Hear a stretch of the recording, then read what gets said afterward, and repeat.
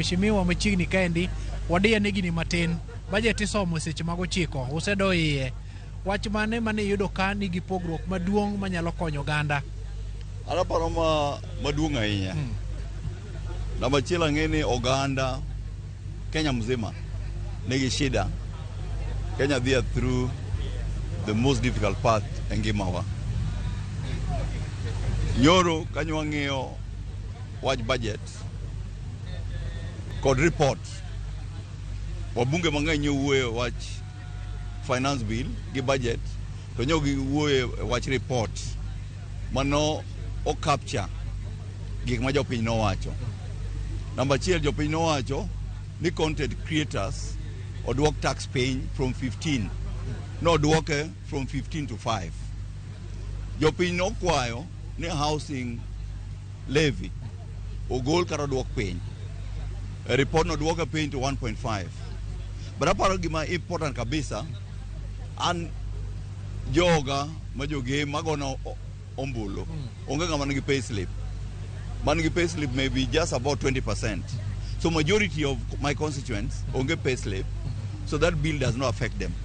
The bill may affect your game.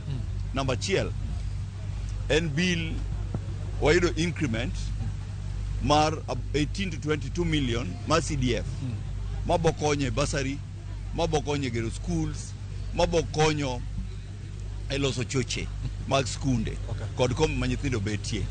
Mano for me is a good signal. I kendo gima important motimore ng'ata ma import skari tax yoter malo. It therefore means ne kambi kaka Sony Sugar, kambi kaka Moroni, kambi kaka Chemelil kagi produce sukari, scratch gi bobedo easily accessible, so there will be no competition gi jomoko ma kora makelo sukari kwa oko. Fertilizer obedo zero rated. Ng'ata matimo pur medala bo bedo ebu to puro bo yud cham makare. And maneno ka muhimu kabisa. And more important, a budget ni wan kaka jo game wadwaro TTI. And TTI mar game no bedo factor e budget ni. Wan kaka jo game wadwaro ndara mawuok kod yaga madhi Siaya no bedo factor e budget ni. Emomiyo nyago yes kang'iyo gik ma jo game dwaro. Okago yes kang'iyo gik ma jomoko dwaro.